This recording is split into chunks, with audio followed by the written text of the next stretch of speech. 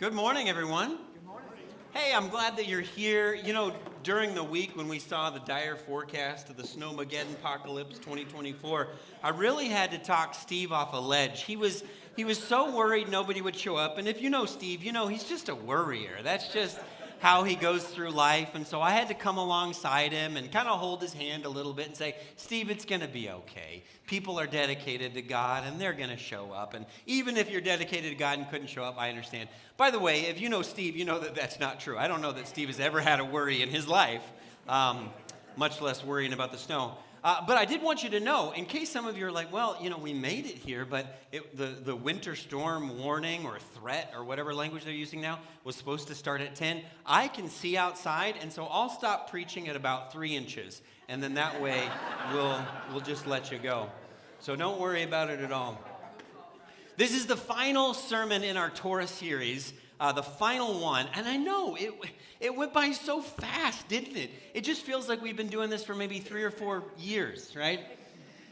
Those of you that are still reading, please do not feel like, oh, I didn't make it in time, so I can't keep reading. Just keep going, or go back and catch up. I know a few people were like, well, there's some spots that I kind of skimmed through that I want to dig back into, or some books that I skipped. That's totally fine. You know, it's just it's a marathon, and we just want to encourage you to read through that. Now, the Torah, if you don't know, the Torah is the first 5 books of the Old Testament, the Hebrew Bible. And this is our last series to try to cover the overview of just how do you interact with it. Because when you read it, there's stuff in there that is so foreign and so ancient, it just is inaccessible to many of us. And so we've been trying to dig into it and trying to understand how it can help us and what it means for us. When my oldest was in her final stretch of high school, I just became hyper aware of all the things that I wanted to teach her before she left for college. If you've had some kids that you've launched, you might be able to relate. I wanted to teach her how to, change a tire and check her oil and fight off a shark and hotwire a car and just all those practical dad skills that a kid is going to need when they leave home. And that concept of just wanting to impart all the knowledge so that you feel like your child is prepared for the next level is what Deuteronomy is really all about. It's the whole thing. In the narrative of Deuteronomy, the whole book, all 34 chapters, take place in the span of an afternoon. It's not weeks or months or years. It's an afternoon, and Moses has gotten old. He's been with 2 generations of Hebrew people through the wilderness, and they're making their way to the promised land through the most roundabout long cut you can imagine. And they finally get there, and Moses stands up and he wants to tell everybody the final plea, like, just seriously, be faithful. Now remember, be faithful to these laws. And we talked about that last week, how we as Christians interact with some of those old covenant expectations. But that's what he's doing. He's just trying to get it all in. Now, this is kind of cool, and this is one of those things that maybe is a little technical, but Deuteronomy isn't just a speech or a series of speeches, although it is. Deuteronomy is modeled after an ancient treaty covenant. So it's not even just Hebrew people. You can talk to some ancient historian, and they can pull out these documents and say, yes, there were these other treaties that existed in civilization, and Deuteronomy looks a lot like those treaties. It's like Moses was offering the people this treaty between the people of God and God himself, saying, hey, this is going to be a relationship, hopefully for a long time. Notice in Deuteronomy 27, this is the very end of it. The very end of Deuteronomy is the 3rd section. It starts in chapter 27, verse 9. It says, then Moses and the Levitical priests, those were the guys that were in charge of the tabernacle. Moses and the Levitical priests said to all Israel, be silent, Israel, and listen. If you've ever given any sort of speech, you've probably felt like saying that. If you've taught little children, you've probably felt like saying that. You can imagine the murmuring going through the crowd, and Moses is like, stop talking and listen. You have now become the people of the Lord your God. It almost sounds like the language you might hear in a marriage ceremony. By the power vested in me, I now pronounce you people in God. Verse 10, obey the Lord your God and follow his commands and decrees that I give you today. Now, those other ancient treaties that we have basically have a few components, and you're going to see this in this section. Now, hold on for a second. If this stuff sounds a little bit boring, I think some of the stuff we're going to read is going to send your hair a little bit because it's pretty wild. But of these treaties, including Deuteronomy, have the terms and conditions. Here's what you need to do in order to keep this agreement, this covenant. And then it will outline these blessings if you do them. Here's all the good things that will happen if you keep these terms and conditions. And then there's a section of curses. Here's all the bad things will happen if you break these terms and conditions. Now, I think we naturally, as believers, we get the idea of God blessing us. We like that. We cherish that. We pray for that. We can relate to God blessing his children. But this idea of curses, which Deuteronomy contains, some of you, as you were reading through this last section of Deuteronomy, you read these curses and you were a little shocked. You were like, this doesn't sound like God. What in the world is going on? Look at what it says. I'm going to focus more on the concept of curses because I think we get the concept of blessings. Deuteronomy chapter 28, verse 15, this is what Moses says, logic of the narrative. However, if, that's an important word, you do not obey the Lord your God and do not carefully follow all of his commands and decrees I'm giving you today, all these curses will come upon you and overtake you. Yeesh. And then for the rest of chapter 28, and 28 is a pretty rough chapter. For the rest of it, he just outlines you'll get diseases, your crops will fail, you'll be covered with itchy, festering sores, your internet will always be down, your coffee will always be cold, your ice cream will always be warm. It's just like thing after thing after thing, and it just sounds awful and miserable, and it gets really, really, I don't know what the right word is, but it's really disturbing in some cases. As you read through there, as you get to the end of chapter 28, those of you that are doing the reading, you're just like, good night, what is going on? But this curse approach is exactly what we see with other ancient treaties. There's this well-preserved, a lot of them actually, well-preserved tablets from an Assyrian king named Esarhaddon. And here's the curses, the curse section. And I'm not making this up. This is what the curse section of this treaty says. If you don't keep the terms of our covenant, now this is the king who had just come in, invaded this country, and the people are like, we give in, we'll do whatever you ask us. And they're like, yes, you will. You need to sign this treaty with us. And here's the curse section of it. They've gone through the blessing section. This is the curse section. You will be shot full of arrows. You will be clothed with leprosy.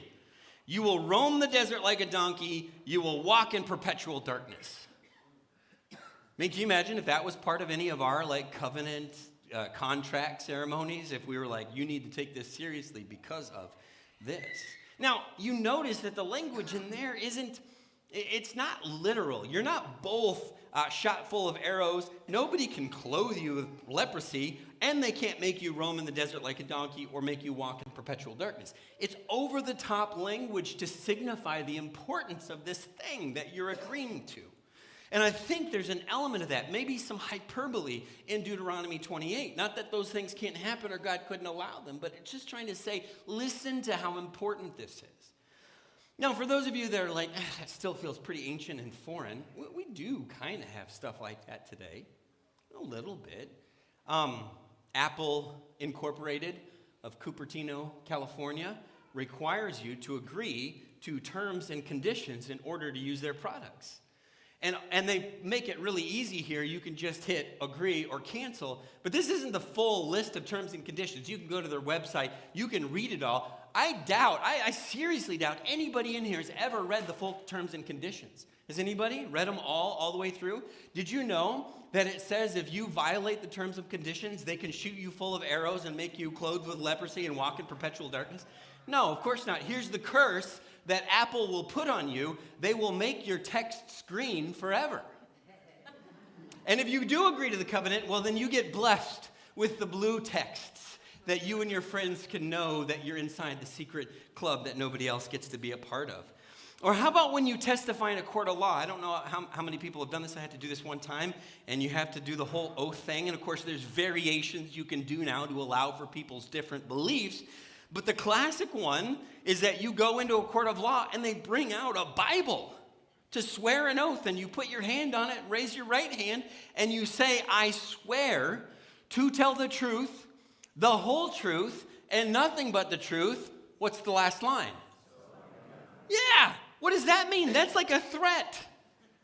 That God will, we're not saying this explicitly, but that God will cause bad things to happen to me if I'm going to lie up here under oath. That's the implications of it. And we do that kind of without even thinking. But there's that element of seriousness, serious condition to it. So here's the last section of Deuteronomy in a nutshell. Keep the conditions, people, and you'll avoid the curses. Keep the conditions, you'll avoid the curses. Now, some of you are going to say, wait a second, hold up. I kind of get this, but I have a few problems with conditions and curses in terms of a person's relationship with God. That doesn't sound like God. First of all, conditions. If you keep my commandments, I thought God's love was unconditional, right?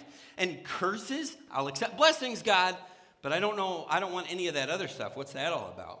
So let's address these. Isn't God's love unconditional? Well, a real confident group here this morning.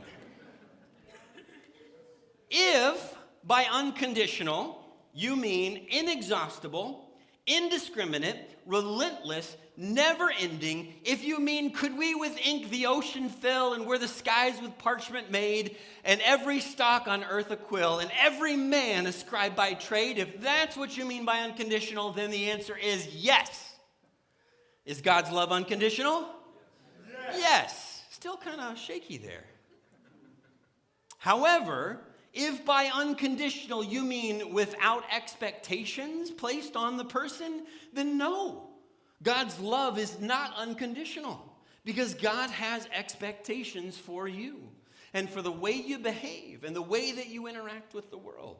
Is God's love unconditional? If you mean, is it inexhaustible? Yes. If you mean, does it come without expectations? Then no. What do we mean by unconditional? And I think as humans, as modern Western humans in specific, we wrestle with a distorted definition of love a little bit. Not you, but other people, right? We just have this idea that love is affirmation, but never expectation. Or that love is only blessing, but never boundary. Or that love can only praise, but it can never rebuke. And that's not love. We know that. That's not real love. Now, the conditions in the book of Deuteronomy are pretty direct and they're pretty in your face. But even in the New Testament, some of you that are like, I don't like this version of God. I don't like a God that has expectations for my life. I want the Jesus that loves me and accepts me how I am. Do you know Jesus outlines expectations right and left? In fact, there's, verse after verse, but just in the book of John, just in the stretch of a couple chapters, John 14:15 says, if you love me, you will keep my commandments. That's a condition. That's an expectation that God has for us through Christ. John 15:10, if you keep my commandments, you will remain in my love. John 15:14, you are my friends if you do what I command. That kind of language would be tough to use in our friend relationships. You can be my friend if you do what I want. We'd be like, that doesn't sound like friendship. It's because our idea of love has been a little distorted over time. There should be expectations in the relationship. Otherwise, it gets pretty unhealthy pretty quick. Dietrich Bonhoeffer wrote a book called The Cost of Discipleship. He lived as a Lutheran pastor during World War II. Many of you know his story. But in the very beginning of this book, called The Cost of Discipleship, and you can imagine the cost for him was significantly higher than the cost probably faced by many of us. But he laments, in the very beginning of the book, he laments this idea of cheap grace. He says there's a certain kind of Christianity that doesn't actually call anyone to anything. And he says it's cheap. True, deep, loving, grace-filled relationships with God need to call Christians to something more, something deeper. He says this kind of cheap grace doesn't ask anyone to change or to give up anything or deny themselves. And what he describes, as I was reading that section, what he describes sounds exactly like our shallow definition of love today that we have. So you could even switch the words grace and insert love. So let me read you just a little excerpt, just a few sentences from his chapter on cheap grace. And just remember, you could change this for love. He says, cheap grace is the preaching of forgiveness without repentance.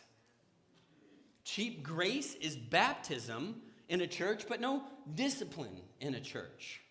Cheap grace is communion, but never confession. He says grace is costly because it calls us to follow. It's costly because it costs us our lives, which, by the way, Jesus warned that it would. It's grace because it gives us our only true chance at real life.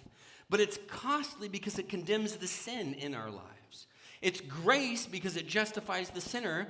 But above all, it's costly because it cost the Son of God his life.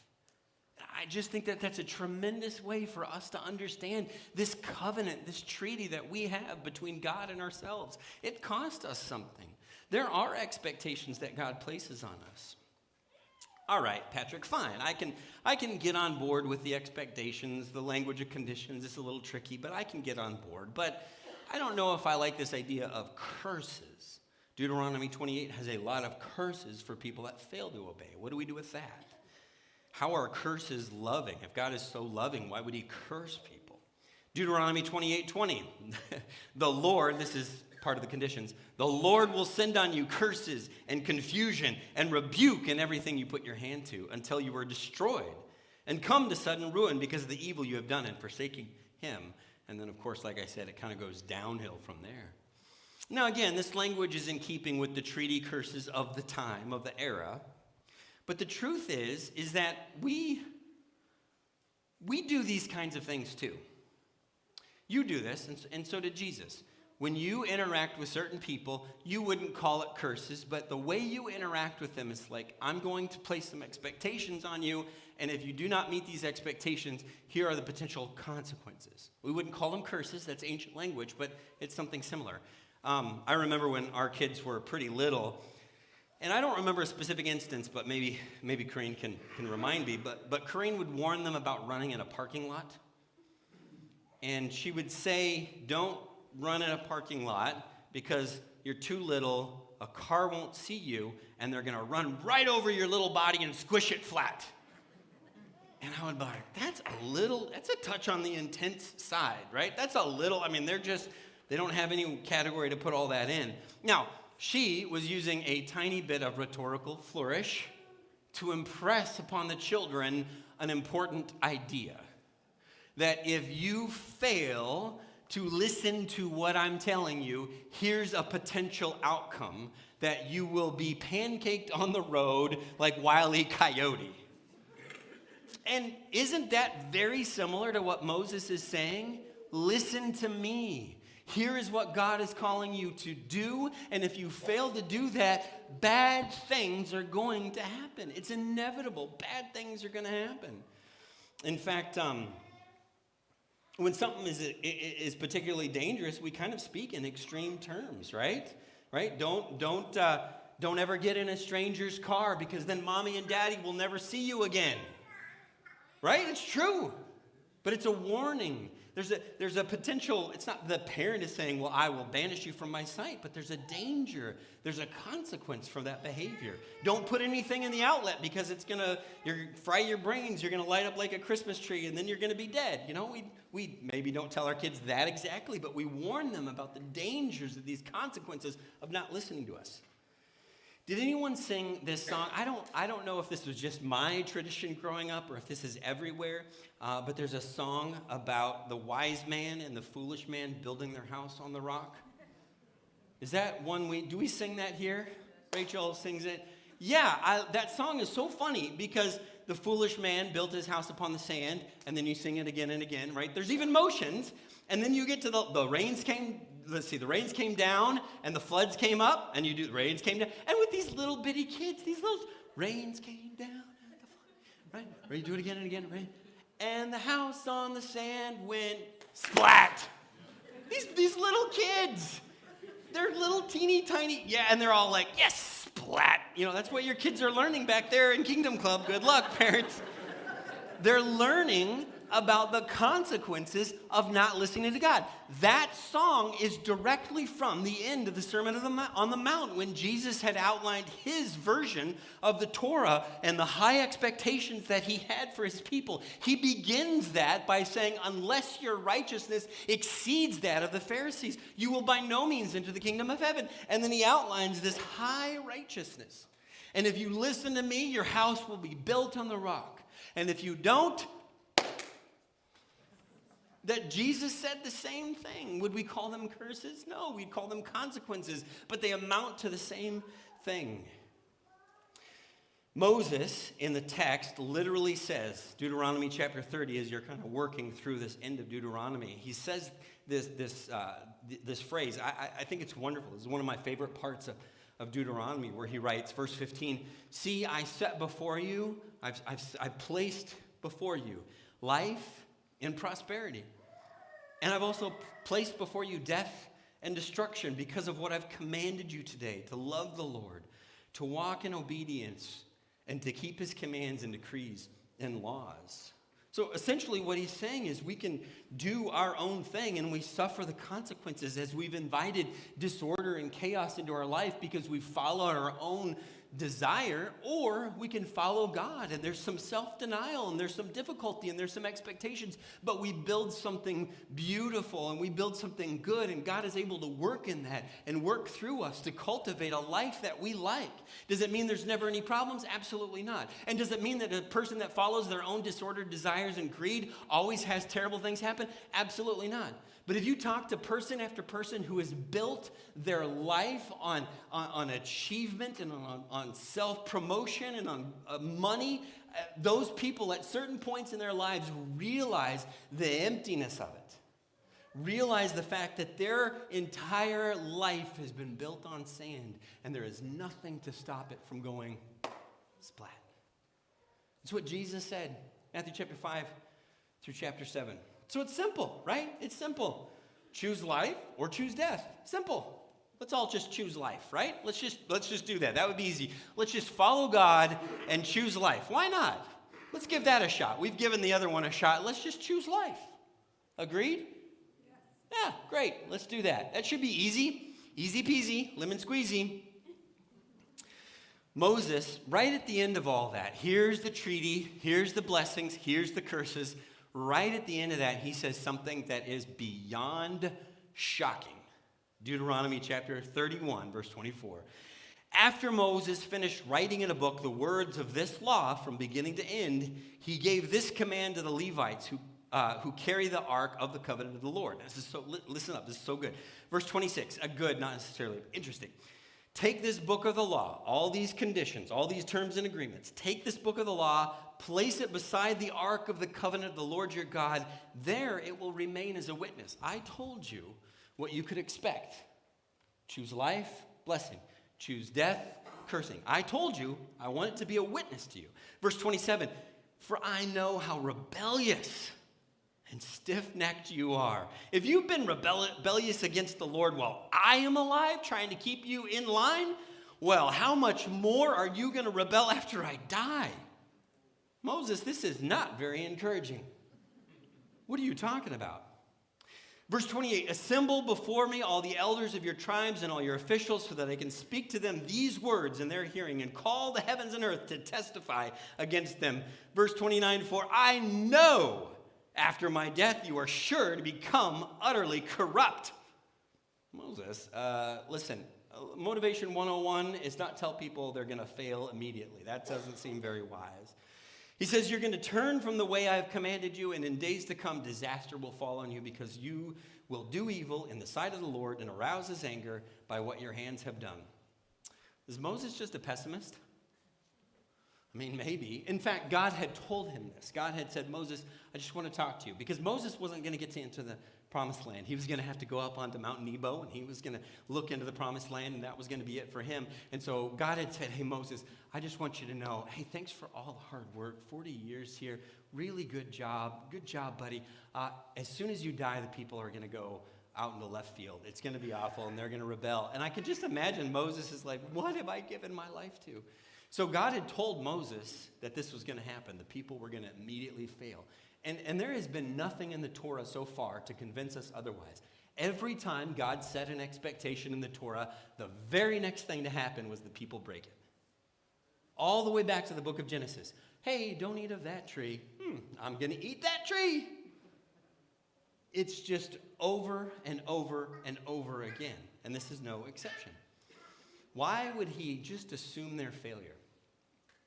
When our two oldest daughters were getting their driver's licenses, of course, we were trying to teach them well. We're trying to instill in them the expectations of the Minnesota State driving statutes. We're trying to say, make sure your hands are on 10 and 2 or wherever they're supposed to be. Make sure your head's on a swivel. Make sure you're following the speed limit. We try to instill in them the quote-unquote law. Don't speed, don't text, check your blind spots. But throughout this whole process, every time that they would get in their car and drive somewhere after they got their license, I would have this little internal dialogue. And I would think, it's going to happen. They're going to get in an accident. And hopefully it's minor and it's just a fender bender or it's just a flat tire or they just bump into a tree or a light in the middle of the parking lot. But it's going to happen. Parents, we have to prepare our hearts for that to happen, right? Now, I'm just curious. Anybody in the room never had any sort of motor vehicle infraction ever, ever, ever? Never. Wow, okay. All right, and it's those of you that have licenses, you're like, I've never driven a car and I'm good. No, most of us have. There's a few people who have a perfect record in here. I'm saying 1, 2 people who have a perfect record so far. 3, yeah, are you telling us the truth? You've never sped? We're in a church. I've never been caught. The reality is that no matter how well we prepare our children, there will be a point in which a police officer turns on their lights and pulls them over for something. Whether it's speeding or texting or whether they're just driving along and they accidentally just very softly, not very hard, bumped another car on the road. It wasn't that big of a deal and they're still going to get in trouble. And you as a parent are still going to get a call. And so it's wise for you as a parent just to remember that, God, please keep them from serious injury, but to know that they will fail. And I think Moses is doing something smart here. You are going to fail. Well, how is that going to help them knowing that? Should they just try harder? It doesn't matter how hard they try. At some point, they are going to fall short of the expectations of the law. They are going to fail. And Moses is just being forthright with that. Despite all the Bible classes you've been in, despite reading through the entire Torah, despite all the wonderful sermons you've heard me preach, despite all the great spiritual parenting you've had in your life, you are going to fall short of God's expectations. That's one truth the Bible is very clear about. We're going to mess up. In the language of the New Testament, our house is going to go splat. It's going to happen. So the question for us is, and I think the question posed by Deuteronomy, and this is something I think beautiful and hopeful, he's giving us a glimpse into the reality of the future that we are going to fall short, but is there a way back? Is there a way back from those failures? Is there a way back from those shortcomings? And that's a wonderful question, and it's good for us to know that God has made a way back. God knows we are going to fall short, and he's accounted for that. Galatians chapter 3, verse 13, this is so cool. This is why I had Eric read this morning, Galatians 3:13. Christ redeemed us from, look at the language he uses, the curse of the law which came from falling short of the law's expectations. Christ redeemed us from the curse by becoming a curse for us. What a beautiful idea. And then, you know what Paul does in this verse? He quotes Deuteronomy. For it is written, in Deuteronomy, cursed is everyone who hangs on a pole, just like Christ was. Cursed is everyone who is hung on a cross. Isn't it? It's amazing for me to think that God already accounted for our failure. He's not surprised by it. Maybe he's not even upset by it. Maybe he's just upset when we won't admit it. Because he's already made a way back for us. Jesus is perfect and yet experiences the curse. We fall short and yet experience blessing. Jesus takes the curse and he shares the blessings he's earned. It's the great reversal, and it's a wonderful truth. It's a wonderful idea. And it's found in Deuteronomy of all places. You didn't expect to see God's deep reservoirs of grace in the book of Deuteronomy. It's so wild. The New Testament, this is cool. I'm going to wrap up with this. The New Testament looks to Deuteronomy for hope. Isn't that weird?